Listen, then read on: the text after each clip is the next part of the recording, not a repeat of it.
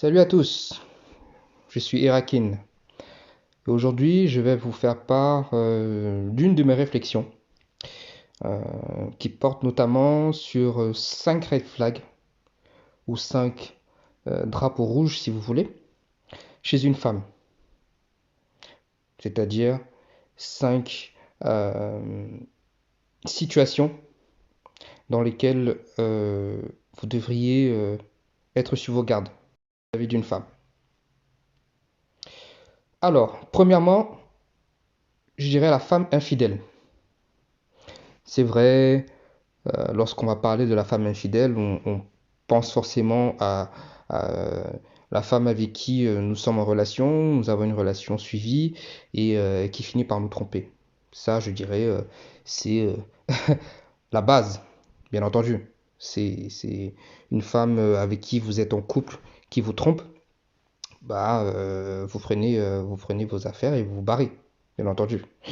Mais moi, je vais parler plutôt du cas de femmes qui ont été infidèles dans le passé. Je veux dire, vous rencontrez une femme, voilà, peut-être dès le début de la relation ou une fois que la relation s'installe et que vous apprenez à vous connaître, euh, elle vous avoue que euh, soit de manière directe ou de manière indirecte, hein, parce que bah, parfois on parle, tout simplement. Les gens parlent et dans la discussion, vous comprenez, ou du moins elle vous le dit directement, que, de manière plus directe, que elle a été infidèle avec, elle était infidèle avec son ex, elle trompait son ex avec je ne sais qui, etc. Je pense que beaucoup d'hommes aujourd'hui ne vont pas y voir de problème. Pour eux, ça sera, ne vont même pas, je dirais, tiquer là-dessus. C'est voilà, c'est un élément parmi tant d'autres et puis basta. Euh, mais je vous dis, vous faites une grave erreur. Parce qu'en général, bien entendu, tout ce que je vais énumérer hein, euh, n'est pas à 100%. L'absolu, le 100% n'existe pas. Mais je pense dans l'écrasante majorité des cas, une femme qui vous avoue ou qui vous laisse comprendre qu'elle a été infidèle par le passé n'est pas à prendre au sérieux. Parce que si elle a été infidèle par le passé, il est fort probable que demain elle puisse l'être avec vous. Euh, Parfois, je dirais le problème des hommes, c'est l'ego. C'est de se dire que, ok, elle a trompé un de ses ex avec un autre homme, mais moi, parce que je suis spécial, parce que je suis le meilleur, elle ne pourra pas la faire à moi. Bah, détrompez-vous. Donc, pour moi, toute femme qui a été infidèle, alors je ne parle pas de femmes qui avaient moins de 18 ans au lycée, au collège, les petites amourettes qui ont embrassé Pierre et demain et a trompé Pierre avec Paul avec des bisous. Enfin, voilà, toutes ces amourettes pour moi ne comptent pas. Je parle vraiment de femmes au-delà de 20-22 ans, donc qui ont été dans des relations. Celle qui a déjà trompé, je vous le garantis, il y a de fortes chances que demain, elle puisse vous faire la même chose. Ensuite, nous avons ce que j'appelle la femme violente. Alors, la femme violente, lorsque je parle de violence, il y a deux types de violence, hein. Il y a, je dirais, la violence verbale et puis il y a la violence physique. On est souvent dans, c'est souvent, euh, euh, euh, ça monte souvent crescendo, hein. C'est juste, je dirais, le verbal est la première étape et puis la- la- le physique est l'étape d'après. Et donc pour moi, une femme violente est à éviter à tout prix. Euh, Violente verbalement, c'est la femme qui, euh, bah, pour qu'importe la raison, hein, mais qui va commencer à vous insulter. Vous pouvez vous embrouiller hein, avec votre compagne, votre copine. C'est normal, nous sommes humains, on est des êtres humains. Euh, mais ça ne va pas justifier que, je ne sais pas, qu'elle emploie des termes du type fils de ou tagé. Euh, voilà. C'est des choses sur lesquelles vous devez être assez regardant. Euh, et souvent, lorsque l'homme va laisser faire, euh, ça va monter crescendo. Et puis un beau jour, l'étape d'après, ça sera la violence physique. Violence physique, ça sera soit un objet qui pourra vous balancer, ou alors ça sera euh, euh, euh, euh, sa main dans votre jet, on va dire ça comme ça, ou sur votre épaule, ou je ne sais quoi. Donc vraiment, la femme violente, c'est euh, c'est un véritable red flag. Parce que généralement, ça va toujours crescendo. C'est quelque chose qui ne redescend pas. C'est-à-dire que si aujourd'hui c'est des insultes, et puis dans quelques mois c'est des objets qu'elle vous lance à la figure, demain ça sera la gifle. Et si la gifle ne suffit pas, ça sera des coups. Et au-delà, ça sera probablement, je sais pas, le coup de fourchette, le coup de couteau, ou même pire. Donc, évitez. D'autant plus que vous-même, bah, ça vous met dans une très mauvaise situation. Pourquoi? Parce que euh, il y a beaucoup d'hommes lorsqu'ils vont subir une violence physique, vont automatiquement, presque instinctivement, vouloir répondre. Sauf que les hommes, nous ne sommes pas des femmes. Nous sommes plus forts physiquement. Et ça veut dire que on va dire les dégâts ou les séquelles sur la femme vont être plus graves. Tout ça peut vous causer pas mal de problèmes. Je parle d'un point de vue judiciaire notamment. Donc ça c'est une option. C'est la police, c'est le tribunal. Mais il y a aussi l'autre option, c'est l'hôpital ou la morgue. Voilà. Donc pour, pour votre, je dirais, pour votre salut, je vous déconseille effectivement les femmes violentes.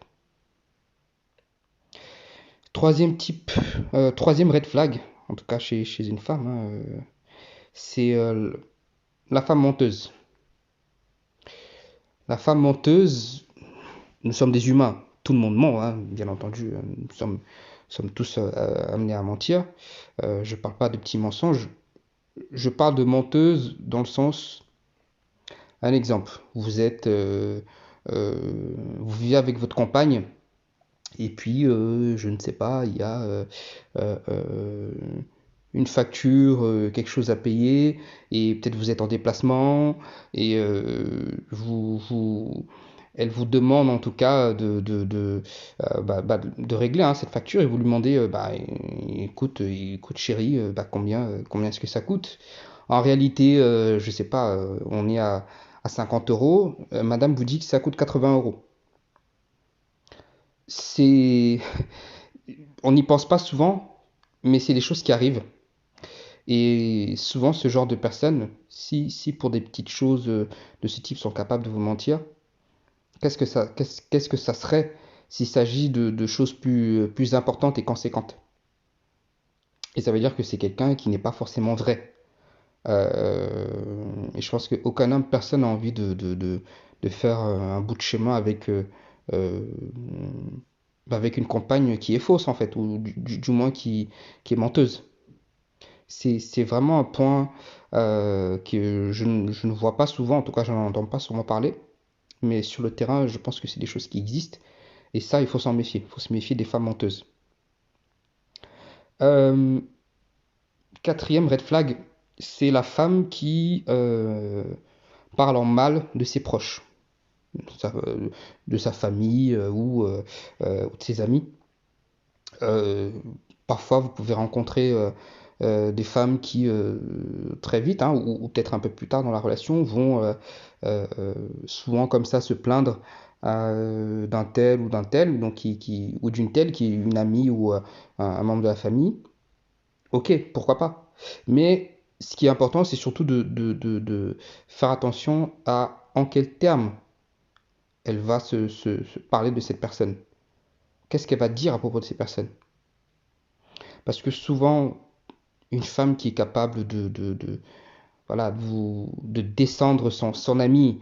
Et le lendemain ou le week-end d'après, lorsque vous rendez visite à cette amie, elle est toute sourire, etc. avec la personne, ça veut dire que demain, elle pourra potentiellement vous faire la même chose. Elle va vous faire la même chose. C'est-à-dire que euh, lorsque vous aurez vos problèmes de couple, et ça arrivera forcément, je vous le garantis, euh, bah, c'est auprès de ces amis-là, ou c'est auprès de ces membres de sa famille, bah, qu'elle parlera de vous. Et qu'elle parlera de vous en mal. Donc évitez également ce type de femme. Elle peut vous faire part d'une mésentente, d'un problème avec un membre de sa famille, mais ça ne veut pas forcément dire qu'elle en parle en mal. Donc méfiez-vous. Et en 5, je dirais bah, la mère célibataire. La mère célibataire qui est un fléau actuellement. Et pour moi, on va dire dans 90% des cas, ce n'est pas à prendre au sérieux. Euh, pour plusieurs raisons. Alors moi, euh, je ne vais pas uniquement me limiter au, au- à la mentalité ou au statut de cette femme, mais je parle surtout du point de vue de l'homme. Quel est l'intérêt pour un homme est-ce qu'il y aurait un intérêt pour un homme de se mettre avec une mère célibataire? Donc ma réponse est catégorique, c'est non. Souvent, ces mères célibataires euh, sont souvent des personnes comment je peux le dire, qui vont avoir du mal à accepter leurs fautes. Et très souvent, lorsque vous échangerez avec elles, euh, elles vous expliqueront qu'elles sont mères célibataires à cause du père de leur gamin. Monsieur était un salaud, il était, euh, je sais pas moi, il était toxique, il était... Voilà, ça sera toujours dans des termes négatifs, mais bien entendu, vous n'avez que sa version à elle, vous n'avez pas la version du père. Euh, Souvent, on est sur euh, des, euh, je dirais des femmes qui sont en détresse, soit financière, soit affective. Et je pense que vous ne souhaitez pas vous engager avec une femme en détresse affective. Parce qu'en réalité, vous n'êtes pas son premier choix. Vous êtes un choix par défaut. Il faut bien qu'elle puisse euh, euh, euh, avoir un compagnon hein, auprès d'elle au quotidien.